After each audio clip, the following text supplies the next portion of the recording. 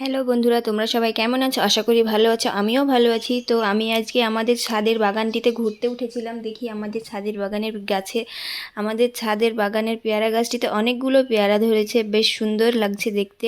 তারপর দেখি ড্রাগন গাছে একটা ফুল ফুটেছে, কিন্তু ফুলটা সোজা হয়ে দাঁড়াচ্ছে না, কোনো রকমেই নেতিয়ে যাচ্ছে শুধু। তাই হাত দিয়ে অনেকবার চেষ্টা করার পরেও হলো না, তাই ছেড়ে দিলাম ওটাকে। তারপর দেখি আমাদের লেবু গাছটিতে অনেকগুলো লেবু ধরেছে, ছোট্ট ছোট্ট, খুব সুন্দর। এই লেবুগুলো খুব একটা বড় সাইজ হয় না, ছোটই হয়। তারপর দেখি আফসানা ছাদে উঠে পড়েছে আর দৌড়াদৌড়ি করছে, তাই ওর পাপা তাড়াতাড়ি করে কোলে তুলে নিল। তারপর আফসানা শশা দেখে শশা খাবে বলে বায়না করে, তাই ওর পাপা ছাদের বাগানটি থেকে একটা শশা পেড়ে আফসানার হাতে দিল।